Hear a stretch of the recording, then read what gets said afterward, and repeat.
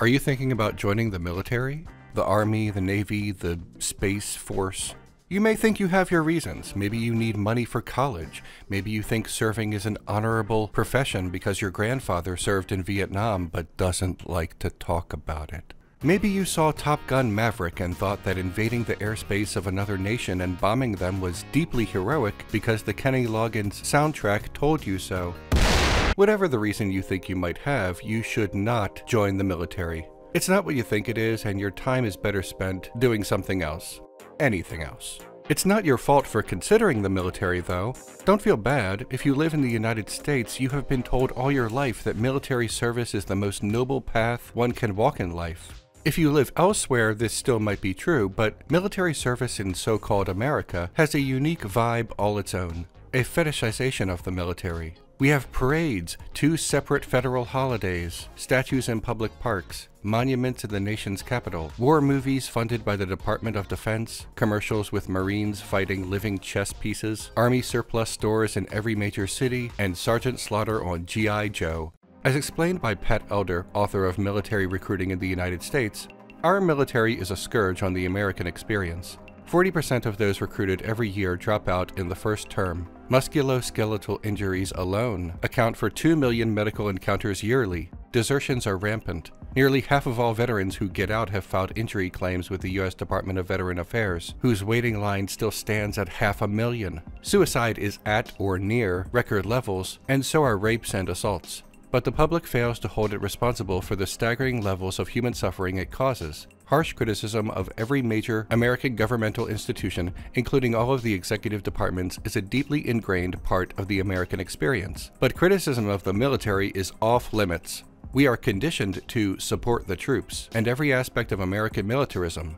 This militarism, this fetishism, is the result of widespread propaganda and ushered in by willing politicians. When politicians meet veterans, they follow a script that always reads, "Thank you for your service," and God help them if they forget to say it or don't say it with enough enthusiasm. Questioning U.S. presence in other nations is considered treasonous to some. We have been conditioned to speak in euphemisms when discussing our wars. Global hegemony becomes spreading democracy, and invasion becomes intervention. At least when we do it, not when other nations do it. Then it is correctly called an invasion.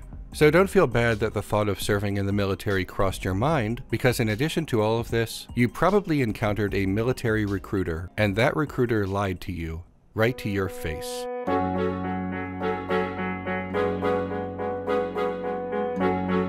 Military recruiters are not hapless employees handing out brochures. Recruiters are servicemen who joined a branch of the military and applied to be a recruiter afterward. Recruiters are a mix of active and inactive duty servicemen. They give you the hard sell because A, successful recruiters stay recruiters instead of being stop-lost back to the war zone, and B, they have quotas to meet. They don't use the word quotas in press releases and some official documents. The task is called their recruiting mission, and failure to reach the quota is called a mission gap. An Army recruiter makes approximately $68,000 a year, a pretty solid middle-class wage, whereas an Army private makes about 1/3 of that, approximately $23,000 a year. Recruiters are incentivized to do a good job, and a good job convincing someone to go to war involves finessing the truth. This is becoming a bigger and bigger problem because the United States military is currently suffering through a mission gap, as they call it, and it's putting even more pressure on recruiters to bend the truth. Here are some common lies that recruiters tell potential recruits. You will learn skills to use in the civilian world. Sure, sometimes. Like learning how to fix a Humvee might get you a job at Jiffy Lube, but not every job in the military has some one-to-one civilian equivalent. A sniper cannot reuse that skill as a mall cop. You can leave anytime you want. If you're on active duty in a war zone and you try to leave, you may face legal recourse. When you join the military, you sign a contract. If it were simple to leave the military, a larger number of people would be handing in their walking papers should they be assigned to a foreign war. Failure to report to duty or continue your duties is a violation of Article 86 USMJ. What the recruiter really means is that at the end of your contract, say 4 years active duty and 4 years inactive duty, you can leave. You can leave at the end of your contract. That's generally how it works. It's not a lifetime commitment, but it is a commitment. There are circumstances in which the contract can be broken with fewer consequences, but it's not like giving your boss your 2 weeks' notice. You don't have to deploy, and you don't have to see combat. Yeah, technically you can apply to do something else, but everyone is eligible to be deployed. That should go without saying, but the amount of people who sign up for the military thinking they are not going to war is really staggering. Drones do all the fighting these days. If drones did all the fighting, the military wouldn't need many or any servicemen. War is not completely automated. This isn't that Star Trek episode with the computerized war games. This is real life. Thousands upon thousands of servicemen have died since the invention of the drone strike. The only thing drones do is make it easier for the US to bomb foreign countries and rack up untold deaths among enemy combatants and civilians. You'll get a signing bonus. Yeah, sometimes, and sometimes it just doesn't go through because of the fine print. Don't assume that the money the military claims it will give you will actually land in your bank account. You can have whatever job you want in the service. You say you want to do a certain job, but the job is full at the time of recruitment, and the recruiter says that you will get that job eventually. What they don't tell you is that there is a long waiting list for the more desirable jobs, and you will probably be sent to do something else for the majority or even entirety of your time in the military. It's only 4 years of active duty. Yeah, and then there are 4 more years of inactive duty. What the recruiter probably meant to say is that you will be serving half of that on active duty and the other half in the reserves. Active duty is pretty much what it sounds like, but inactive duty is euphemistic. You're still working for the military in one way or another, possibly as a recruiter, possibly in the reserves, but you can always be called up for active duty should the situation arise. It actually varies, and the amount of time changes depending on current laws and which branch of the military you joined, but when the recruiter says that it'll go by in a snap, he's not being honest. You can go to college for free. Not exactly. First, you have to pay $100 a month for the first 12 months to qualify for the Montgomery GI Bill. Second, you have to commit to the military for a long time to qualify for the post-9/11 GI Bill. Third, and most importantly, there are other, safer, less morally questionable ways of paying for college. More on this later. For now, let's move on to a separate but related topic. In 2001, the U.S. Congress and the George W. Bush administration renewed the Elementary and Secondary Education Act, at the time called No Child Left Behind. The act stated that high schools receiving federal funds must send a complete listing of all students' directory information to local military recruiting offices. The act also stated that high schools must provide military recruiters access to school campuses. If schools refuse, their funding could be removed. In 2015, the United States Congress and the Barack Obama administration renewed the ESEA again, but called it the Every Student Succeeds Act. The 2 provisions about recruiter access from the previous version were maintained in the new version. It doesn't matter whether the president is a Democrat or Republican. Both parties are beholden to military fetishism in the US, and both parties assist in the recruitment of children. As described by Brian W. Legault, author of Military Recruiting in High School, From School Space to Marketplace, on a sunny school day at Chelsea High, a Black Hawk helicopter floated over the football field. Soldiers dropped ropes from either side of the chopper to rappel onto the 50-yard line, and a tank roared through the parking lot towards the football stadium. A Humvee sped behind the tank, and the whole assault force met with perfect synchronicity at the center of the field, soldier, vehicle, and weapon alike. According to the principal, the activities were not a recruiting visit. The event was a specifically scheduled Military Appreciation Day.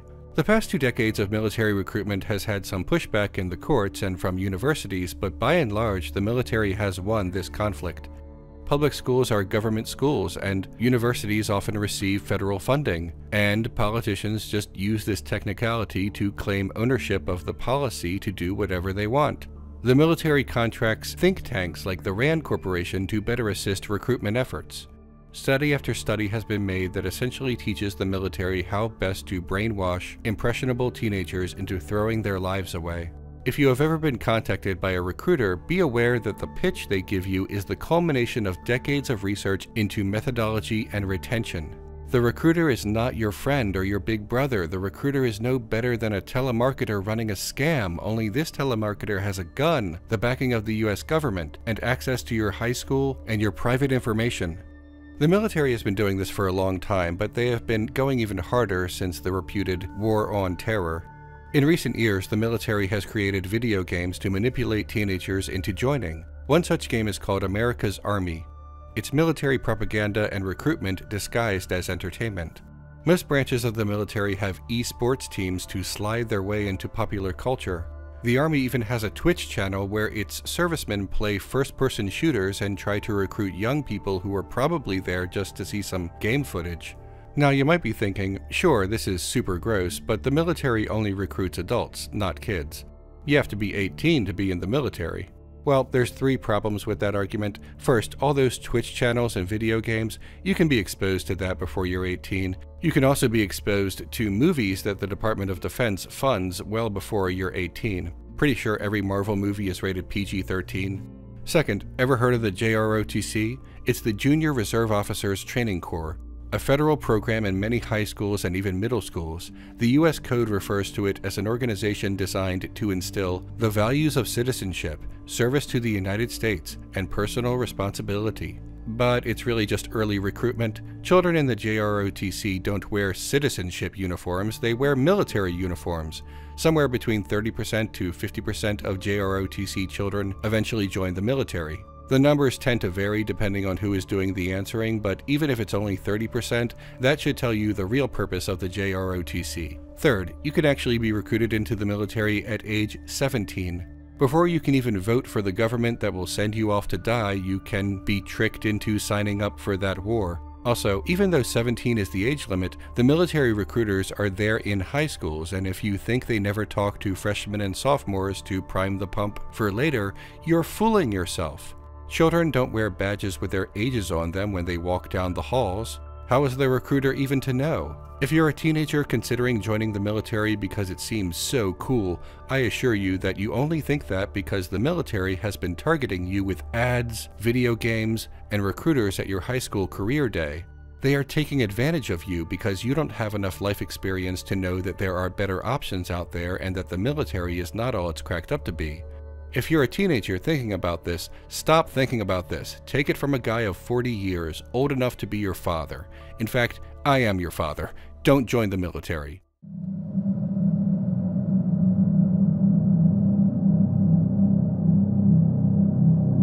So, what will happen if you actually join the military? What's the worst that can happen, right?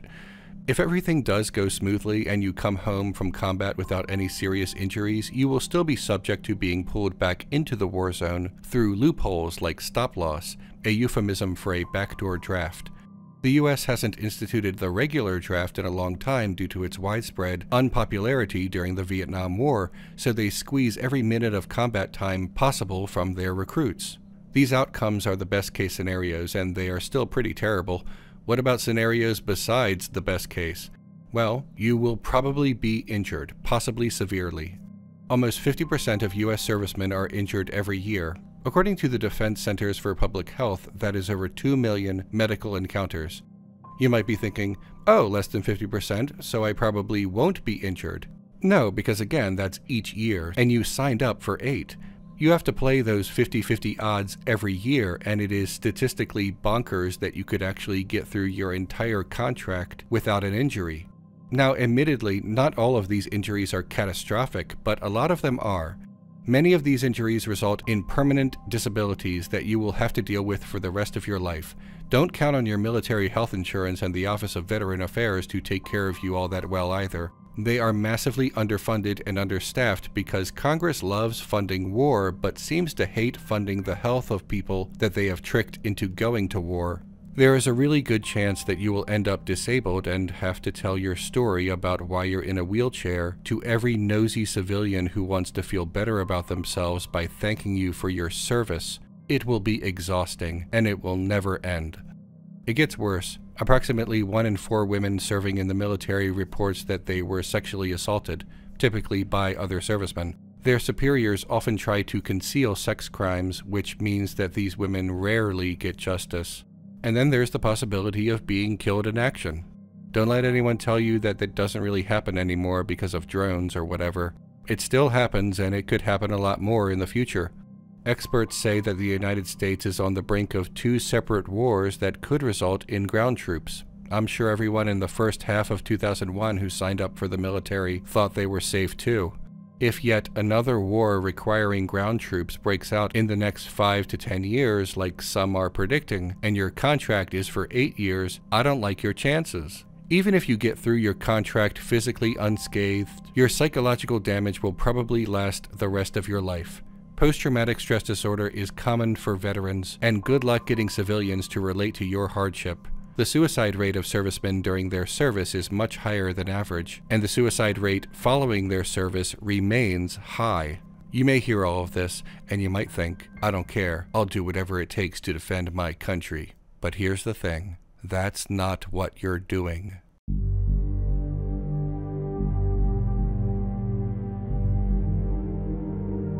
You may be put in a situation in which you must kill another human being, and it's not something that is easy to get over and just dismiss.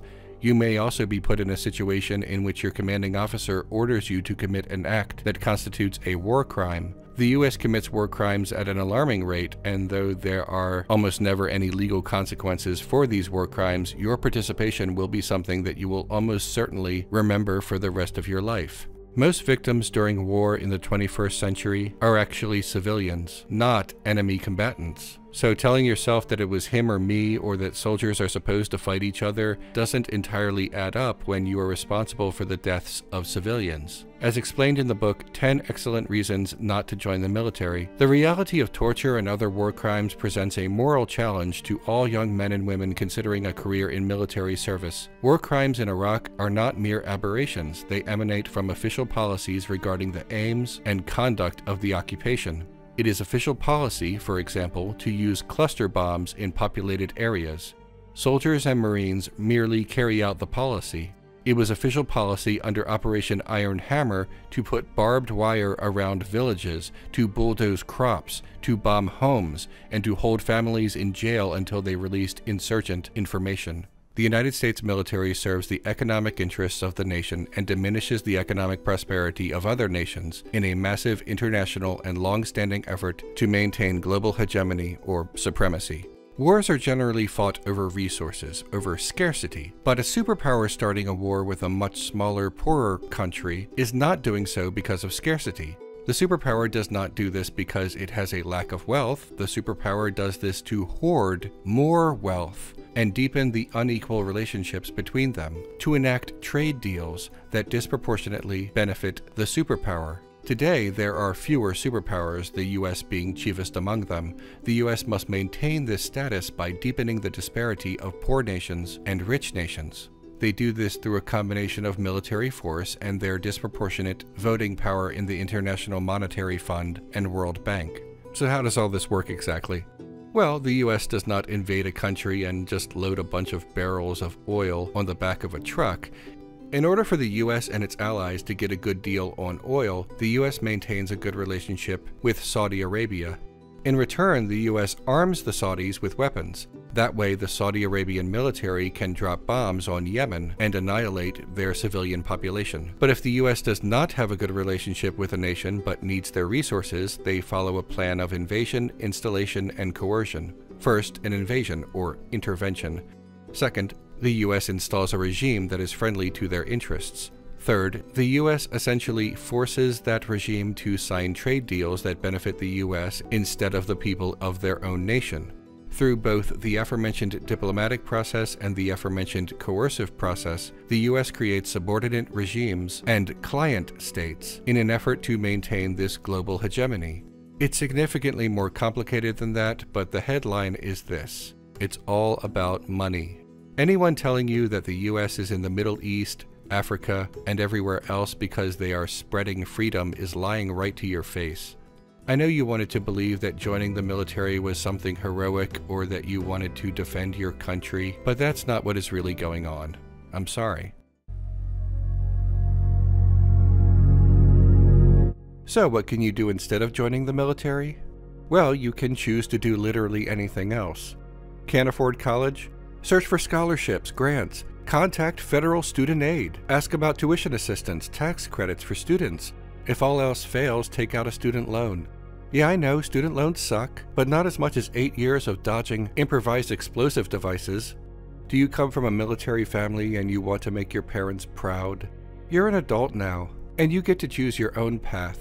The best part about being old enough to join the military is being able to choose not to join the military. I got news for you. Your parents are going to be disappointed in a lot of things you do as an adult, and none of it will matter because you're the adult now. Your parents don't get to decide what you do with your life. Want to make some money? You can earn more working retail than as a private in the Army, and you have almost no chance of committing a war crime unless you work at Hobby Lobby.